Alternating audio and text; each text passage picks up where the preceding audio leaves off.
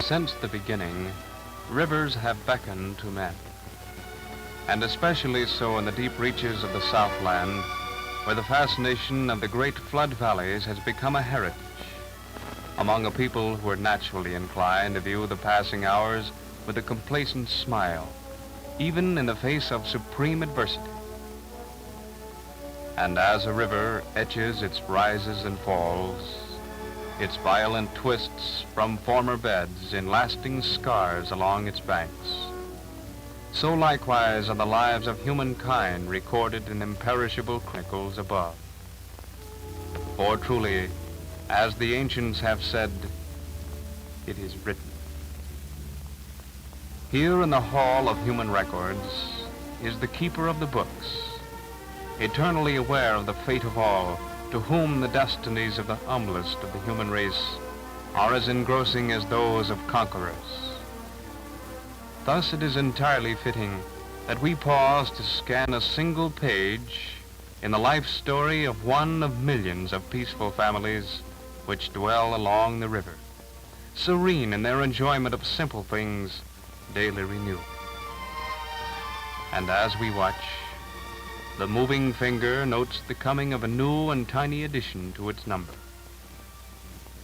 For here in the modest cabin of Zeke Ellis, there occurs a commonplace event, one of little moment to few but the occupants therein, and to the immortal recorder above, the arrival of Zion Ellis. It is a matter of patient waiting to all except Zenobia, mother of Zeke's small brood, and to Granny Lee, the neighborhood midwife. For Granny Lee, an interpreter of age-old secrets, is hearkening for an omen that augurs well for the newcomer.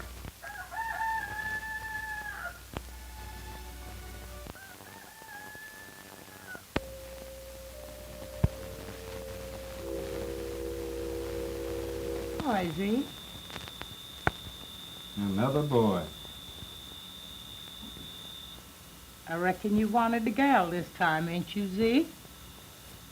Granny Lee, I am not so particular about gals, but boys seem to have such a hard time in this country, especially colored boys. They sure does. But Zeke, that child was born for good luck. Your rooster crowed 3 times just before he was born. Sure enough, 3 times? He sure did. I am relating all this because there was something uniquely appealing about Zeke Ellis and his family, something which set them apart. Sensing this, I took occasion from time to time to pry into the privacy of their lives. As you know, the path of any man is beset by trial, especially that of one who lives beside the Father of waters. And so it was that 8 years later the river rose and thundered.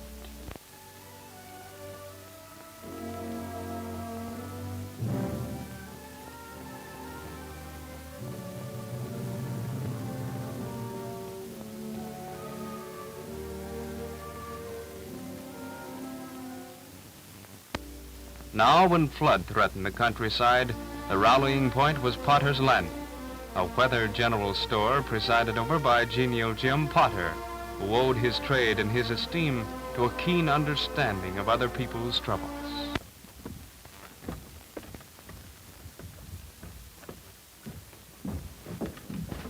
Mr. Potter, what you gonna do with this bed that came down on the boat from Floresville yesterday? Put to one side. You fella liable to want something to eat before you get to Carterville. Okay. And toward this refuge, as swiftly as their limited means permitted, hurried Zeke and his loved ones.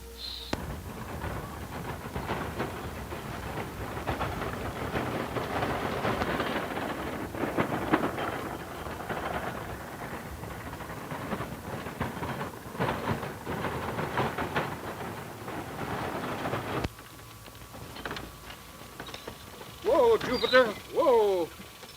Is you tired, Zeke? No, not much, honey. Not much. Don't you want me to get out and help you some, Zeke? No, honey, you just stay up there and rest yourself. Stay right up there and rest yourself. We can make it, can't we, Jupiter? Yes, we can make it. Sure we can. Sure we can. Come on, Jupiter, let's go. Come on, let's go. We can make it.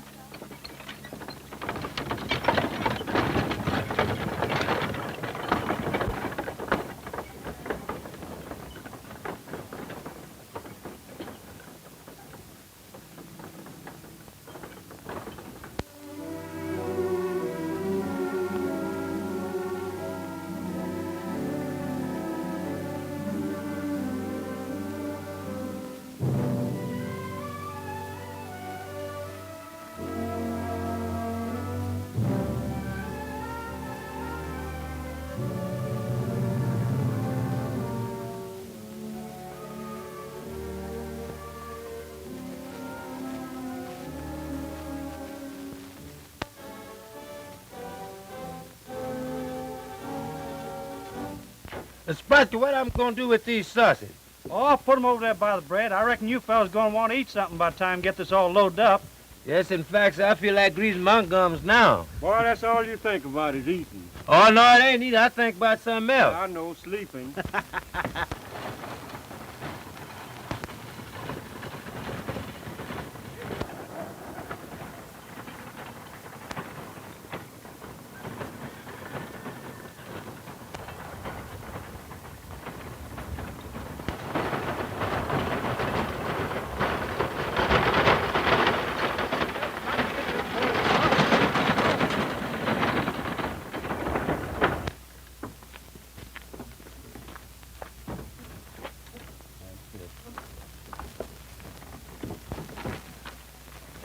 Hey, Zeke, what's going on around here?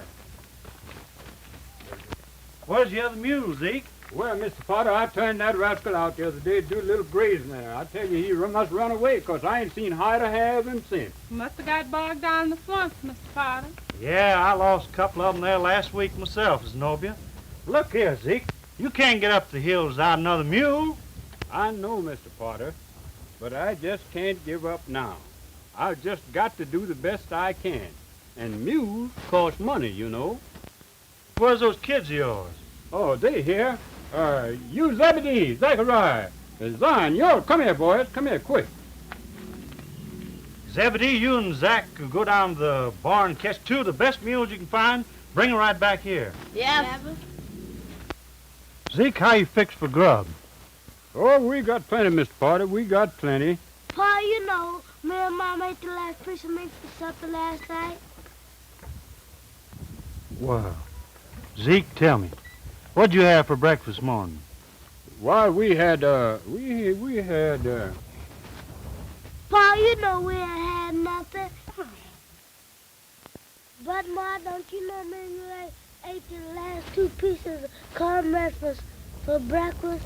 Zion, you climb up on that wagon, get the biggest tow sack you can find, and throw it down here, will you?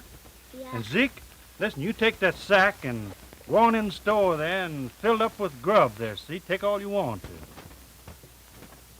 Go on, then Zenobia, you go on with him then, and you find some sausage and some oil and some fresh bread right there by the door. And you help yourself to anything you find there, see? Go on, do that now.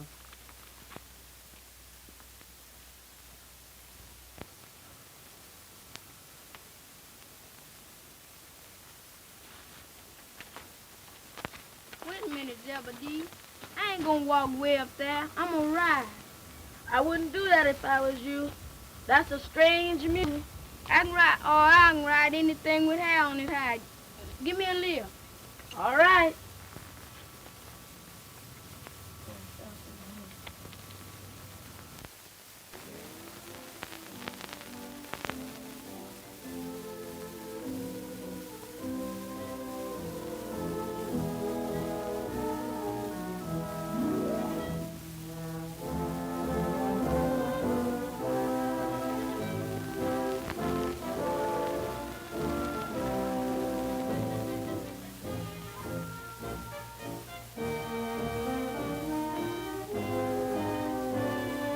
Oh, it sure will provide. Sure did provide this time. I'm kidding.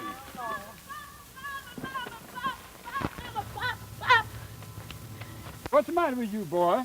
Where's Zachariah? The mule done thrown him, and he can't talk. Lord have mercy. Come on, Zenobia, let's go see what's the matter with that.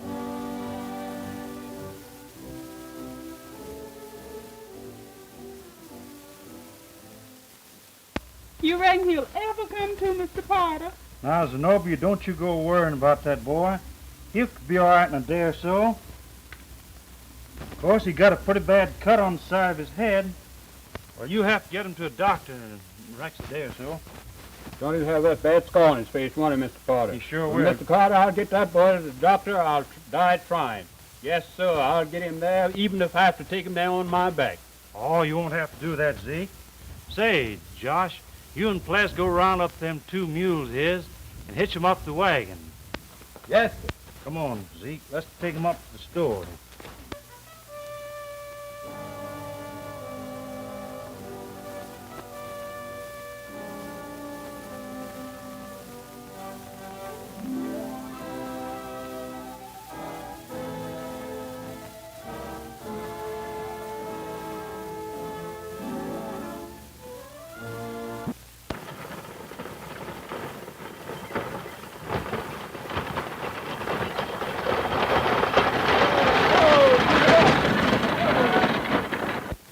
Let's see if we can get this gate open.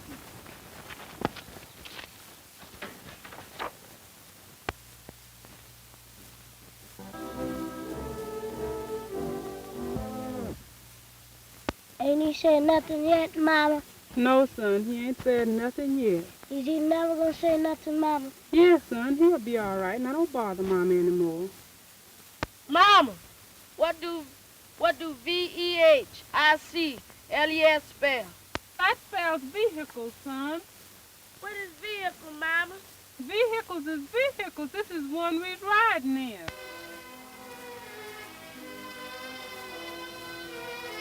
And that's a vehicle. Yeah, and I've been thinking all these years that that's a wagon. Me too. But wait a minute, Pa. This paper says no vehicles on this road, and it has the sheriff's name signed to it. I can't help it, son. Whose name has got signed? This is the shortest way, and we've just got to take it. Come on.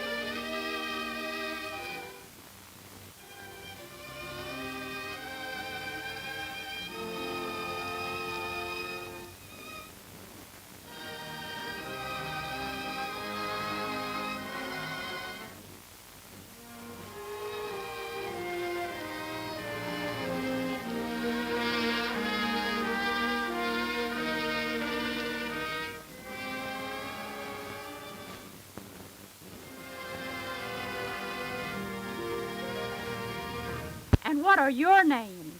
My name is Balthazar. Here's Miss Brown. And where are your parents? You mean my mom and my papa? Yes, where are they? We ain't seen them since yesterday evening. Where were they then? We don't know. We was all crossing Whitehall Creek when the levee broke.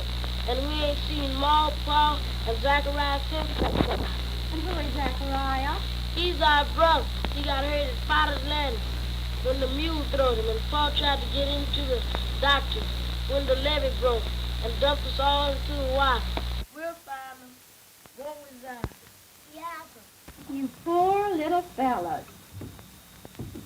Can I help you, Miss Brown? Yes, Captain Jason. These little youngsters have become lost from their parents. And I think we should do something for them right away, don't you? Why, of course. So you're two little orphans. No, so he's colored boy. Where we gonna find Mama, Papa, and Dad? Oh, we'll find them all right. But don't you start no more crying. We'll find them. Somebody will make lemons break. Mama says don't nobody know that except in the... Lemons break. Sure they done. Does the Lord ever tell us? Yes. You'll have to ask him that yourself. Is there any lemons in heaven? Sure there is. Didn't you hear the deacon say everybody has to cross the River Jordan to get to heaven? Yeah, folks on the levee trying to break rules, trying to get across the river. Zion, you asking too many questions. Hello. Hello. My name's Wesley Hill. What's yours? I'm named Zion Ellis. Is that so? You're so quick on the trigger, I thought perhaps you might be one of the James boys. I don't mind him. He don't know any better. Oh, that's all right. But what's your name? I'm named Zebedee Ellis. Does you live around here? Not on your sweet life. I'm from up north. Why, the only owls you see are on cigar boxes and in the zoo. Does the levee break up moth too? Listen, kid, where I come from, we're lucky to get enough water to drink. We use all our extra water for making lemonade and soda pop and taking baths. I wish I was up there, don't you, Zebedee? You'll never get up there by wishing. Well, how can I get up there then? Son, don't ask so many questions. Oh, that's okay. I'll tell him. You see, kid, it's this. If you haven't got enough money to pay your way on the train, you walk. Oh, it isn't far. Just about 600 or 700 miles. Most of the big guys from down here grab an armful of freight and hobo it. Is that how you got down here from up north?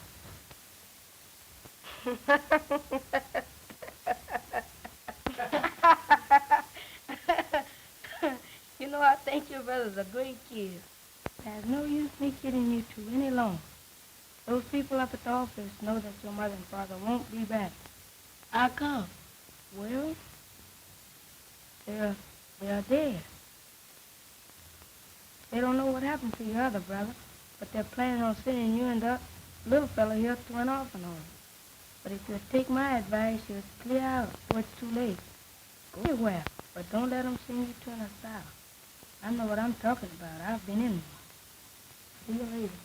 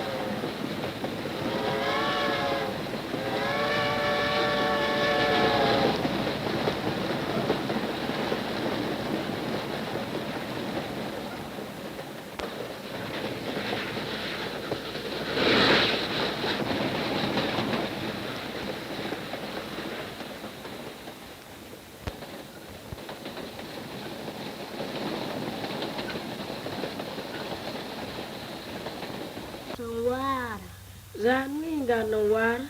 We have to wait till the train stops. Why come I got to wait till the train stops? So we can get you some water. Why come I can't have no water now? 'Cause there ain't no water on the train, Zion. That's how come. But didn't you say last night before we got on the train the train was carrying on water? Sure I did, but that was for the engine. Does the Indian have to drink water too?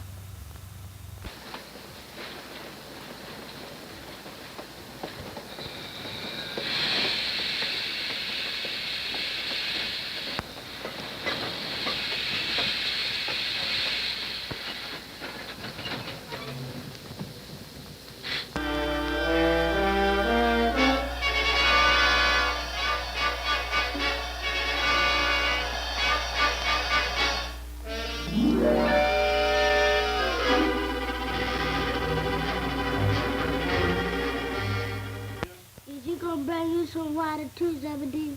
Yeah. Did you ask him to bring you some? Zion, how come you have to ask so many questions? But didn't Mama say when you want to know something to ask somebody? Didn't Mama say that? Yes, Zion. She.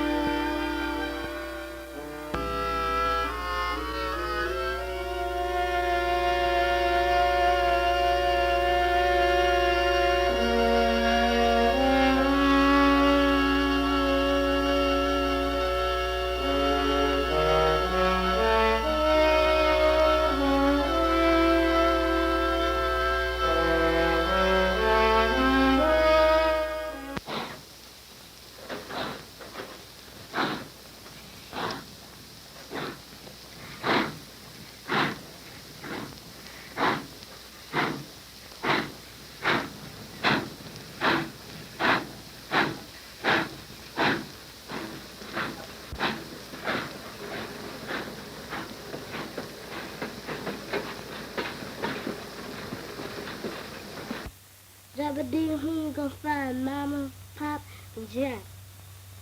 We'll find them, Zion. Pretty soon, we'll find them.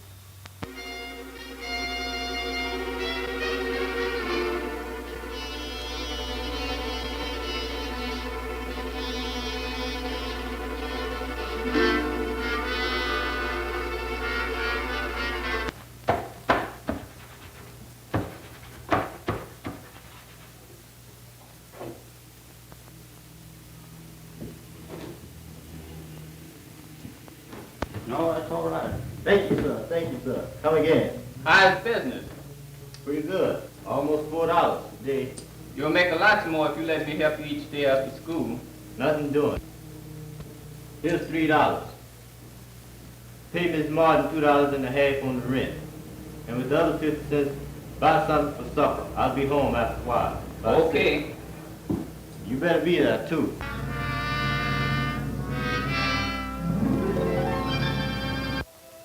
Battling against great odds in a big city, but with the inherited will to win surging through their veins, Zebedee and Zion are slowly but surely gaining ground. With Zebedee, the eldest, assuming the role of breadwinner, Zion attending school to be a lawyer, and Zebedee cherishing the desire to be a policeman. In their modest apartment, they study and plan. Zion passing on to Zebedee what he has learned in school to better prepare Zebedee for a police officer. Zebedee tells Zion of the many experiences he has during the day, serving the public at his shine chair, so Zion may know of the natural trials of life when he becomes a lawyer.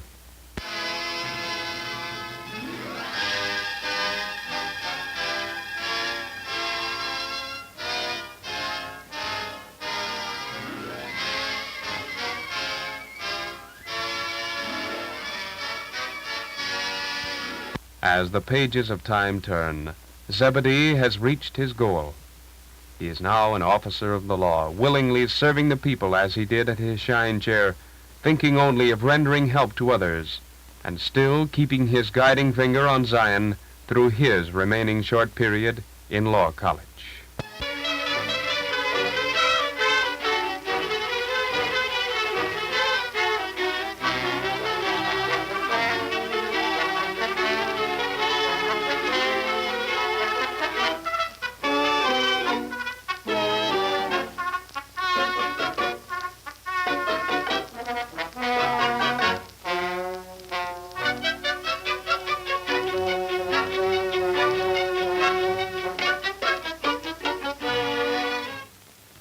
It can hardly be as bad as all that, Mr. Ellis. Well, hello, beautiful. Where did you come from? Are they having a recess in heaven? The name is Jordan. Thelma Jordan to you, Mr. Ellis.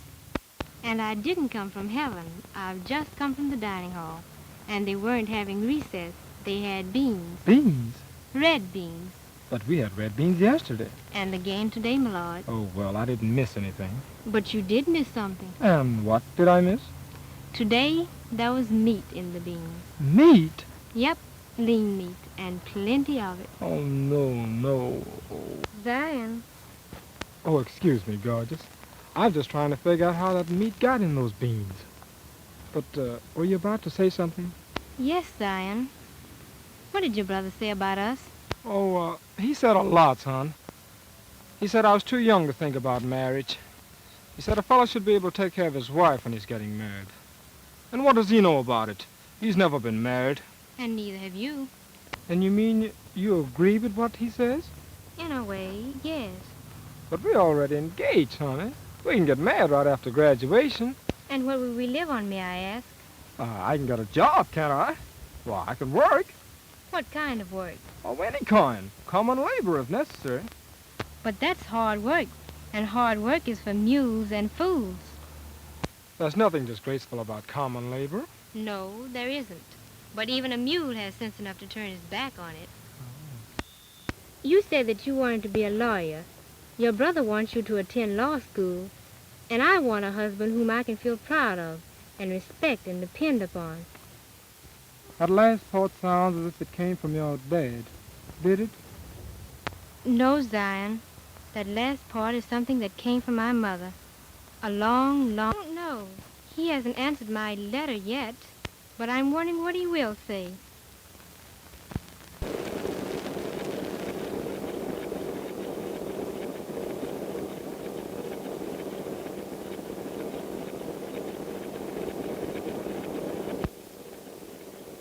And if I hear any more about this marrying business, I'll put you across my knees and... No, you better not put that in. She's too big anyway for that. Put it this way, and if I ever hear any more... No. Just tell her I think she's too young to get married anyhow. And don't forget to enclose the usual check.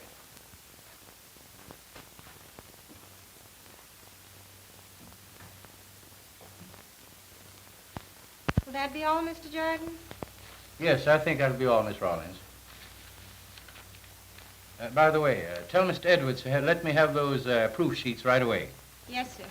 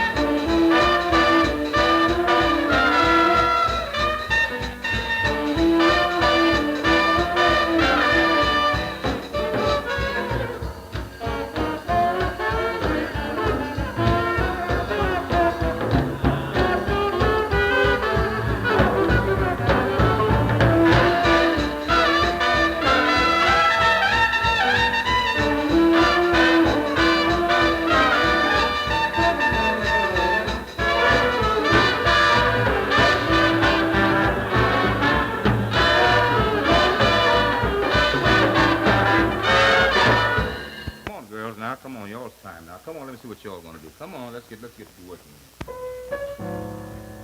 You know, babe, I think we'll have a pretty good show after all. I hope so. Yes, sir. Yes, sir.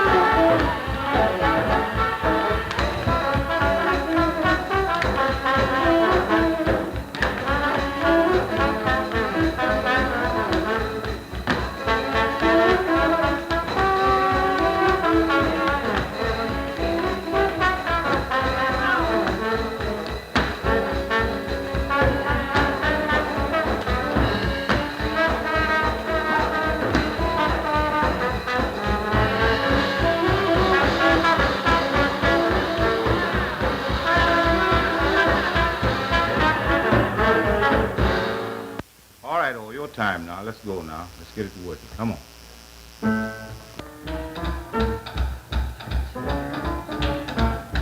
Mr. Jones, you're wanted on the telephone. Thanks a lot, girlie. Excuse me, babe, I'm on the telephone. Just be sure it's a telephone, Derby. I might come in to see. Don't get frantic, sugar. Don't get frantic.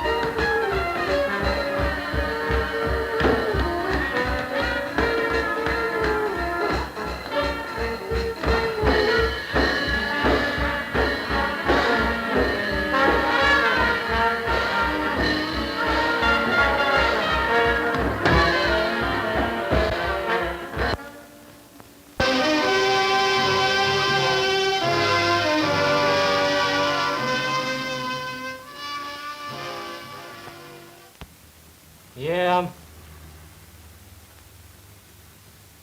When did they get him? Who got him, Ellis? Okay, bail him out and send him right over.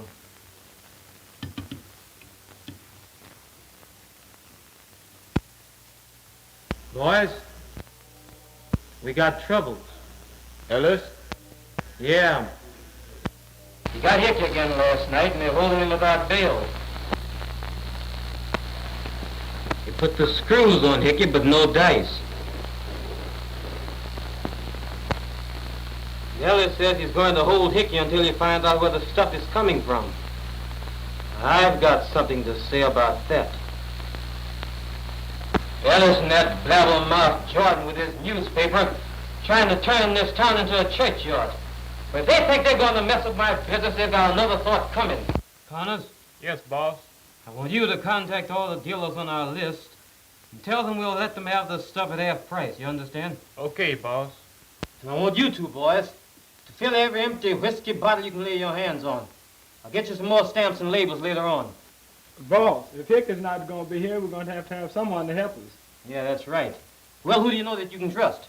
Not anyone at the present. Say, boss, it's a deep and dumb guy stays down on Center Street. He does odd work, but he's kind of cracked. All right. Get him over here and put him to work. The dumber he is, the better he is for us. That's all, fellas. Okay, boss.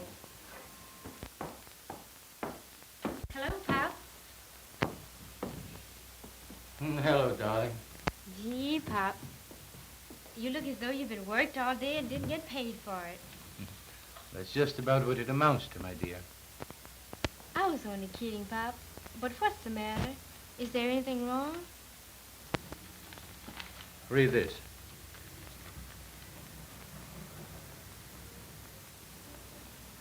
Any of them related to us? In a way, yes. We're colored people. We're all related to us, sonny. We're all colored people. They're all related to us, our people. All one blood. Yes, I know. But what is this to do with you? Your job for the police. You know, it is a job for police. But what concerns the police concerns every civic-minded person in this nation. And that, my friends, is exactly why you have been asked to come here. There is among you a minister of the gospel. The denomination is not important, for there is only one God. President of a women's club. Women must be given consideration in these matters because no race or nation can ever hope to be greater than its women.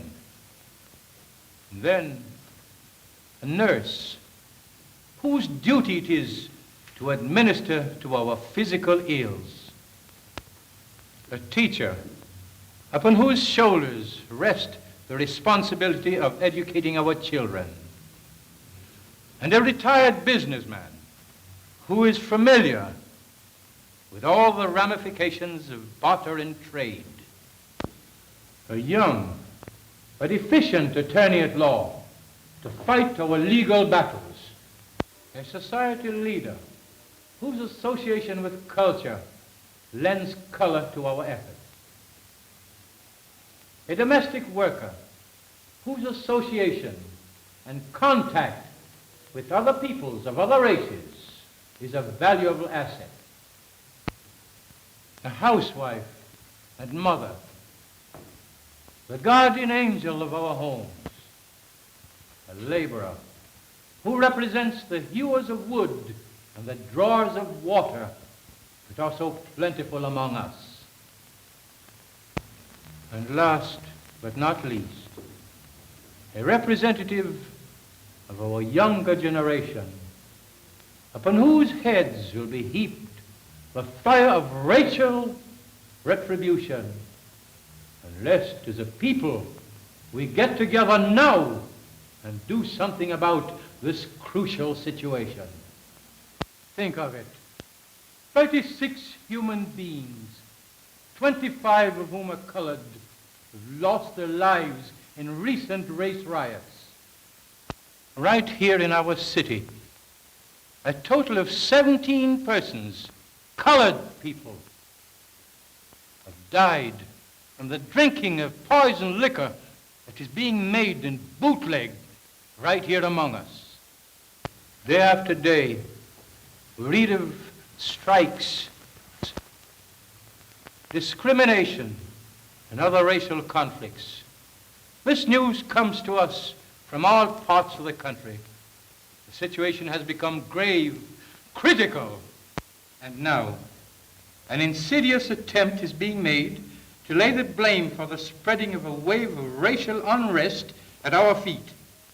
Our press has been accused of stirring up ill feelings among our own people for the sole purpose of selling papers. As leaders of our chosen fields and communities, it is up to us to get together now and do something about this thing, something that must be done now. In the immortal words of Frederick Douglass, let me remind you that action, not criticism, is the plain duty of the hour.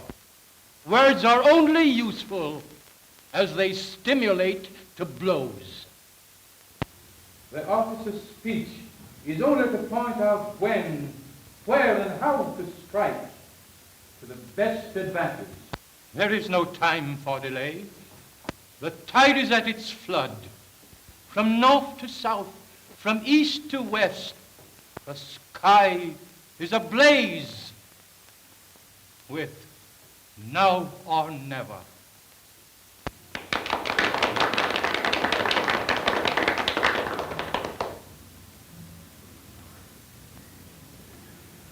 Mr. Chairman, ladies and gentlemen, I have read quite a lot lately having to do with miscarriage of justice where races are concerned. And I'm particularly interested, as I know you are, in having this country of mine go on record, yes, historical record forever, as being a country where all men might receive justice at the law and in the law. The greatest representation in the world today needed by men, and especially by men of the Negro race, is that somebody down at the district attorney's office of Negro blood and heritage have the privilege to have something not only to do with bringing men in from the street, but administering the justice after they have from the street. And so it is that I'm suggesting here today, not that we accuse this one or that one, this racial group or the other racial group, but that each of us take our responsibility, our individual and collective responsibilities, and act in accordance with the opportunities which are ours. And so I suggest that we think seriously about the fact that no law can actually be definitely, positively, that does not give every man an opportunity not only to stand before that law feeling that it will be just, but to have to do with the exercise of the powers in that law.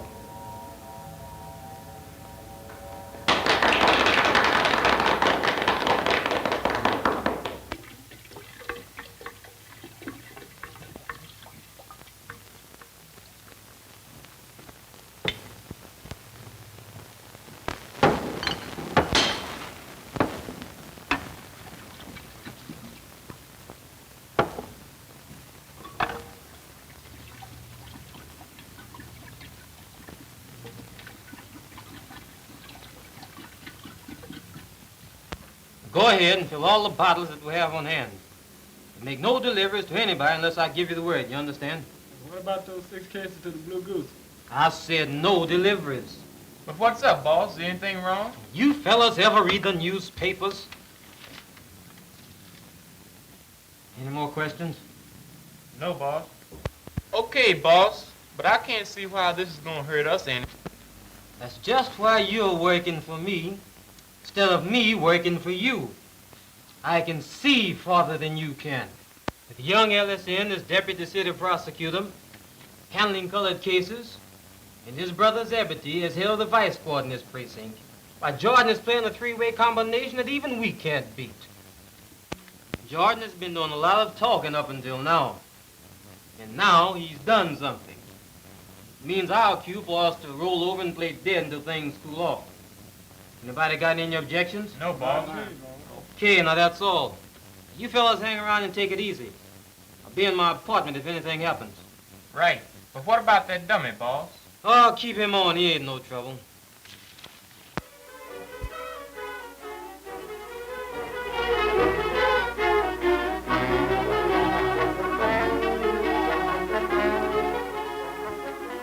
Honest, darling, I'd give anything to be able to go horseback riding with you.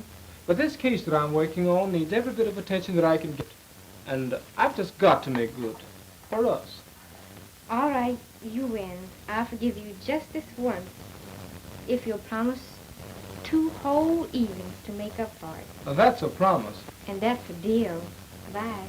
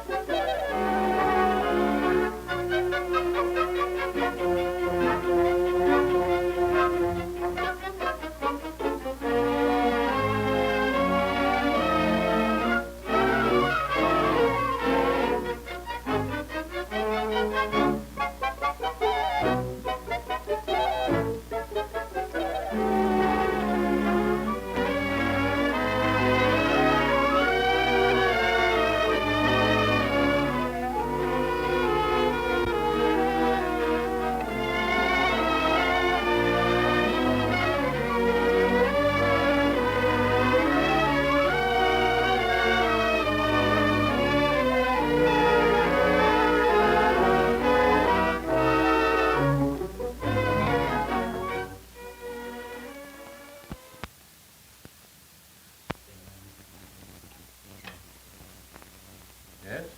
Yes, this is he. What? All right. I'll be right over.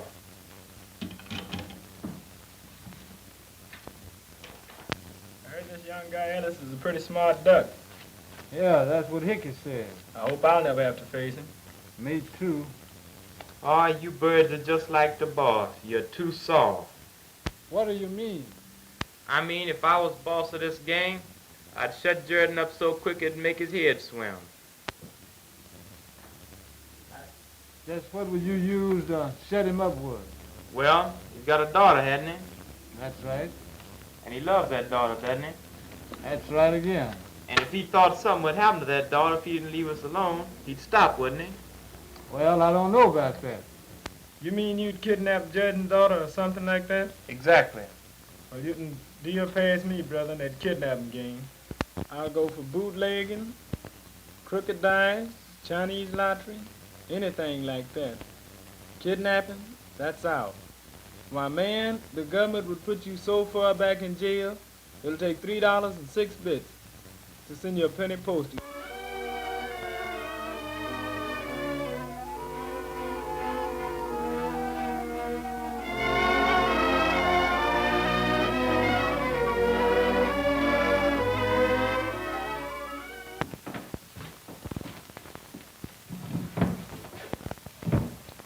Well, boys, look like we've been out on a wild goose chase.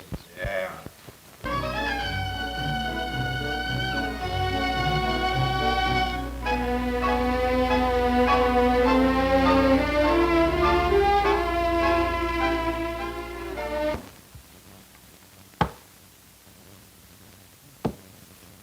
Your place.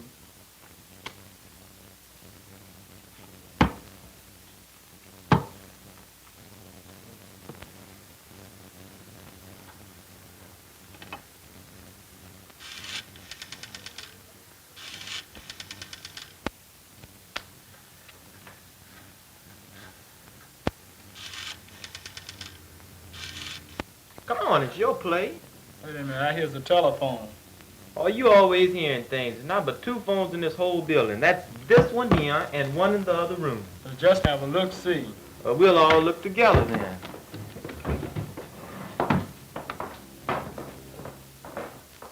Yes, but where is she and who are you?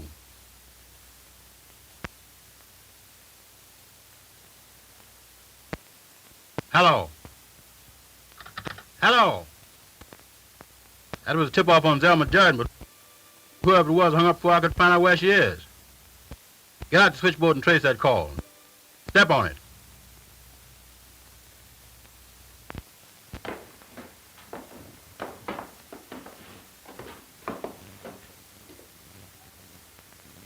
Well, you satisfied? Well, I guess you're right. Ain't nobody in here. And you want to look in the storeroom now? Ain't no telephone in the storeroom.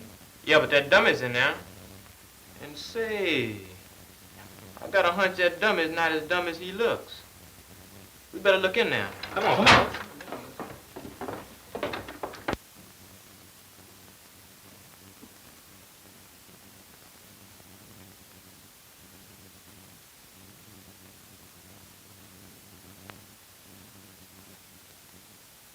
Sam, you and Joe go downstairs. I'll take care of this up here.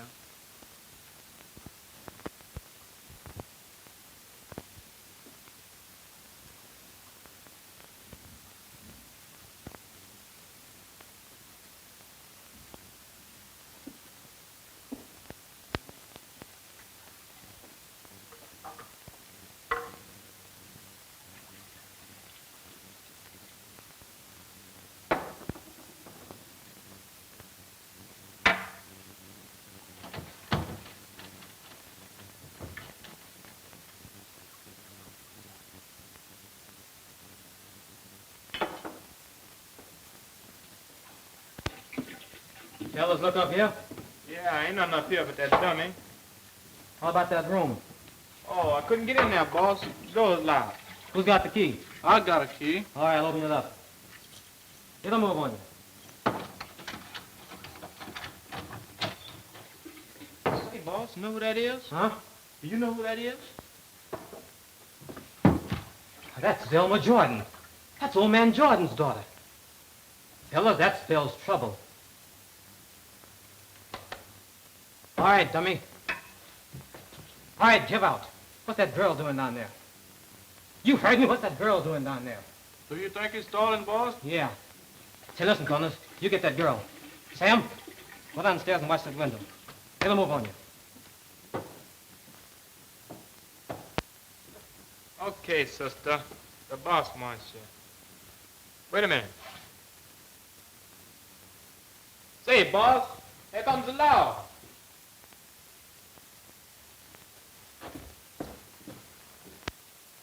Yeah? Take cover, men.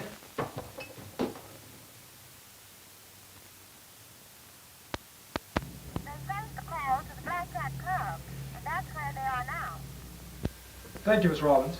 Thanks.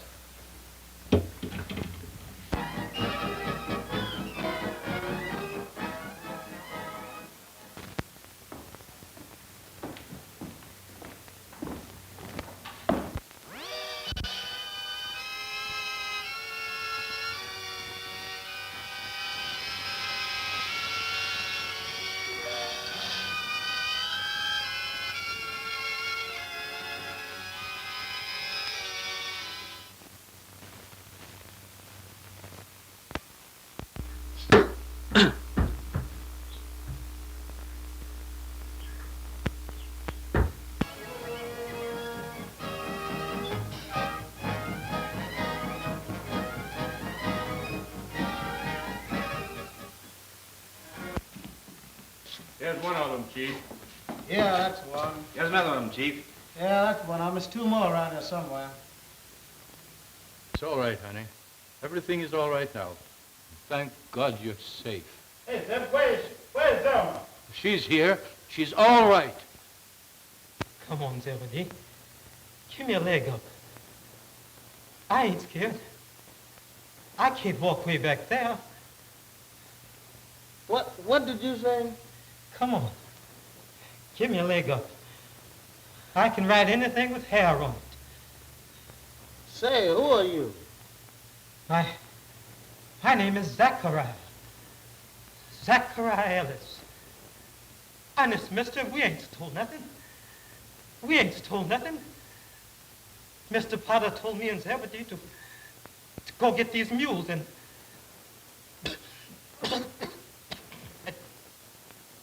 now we's on our way to.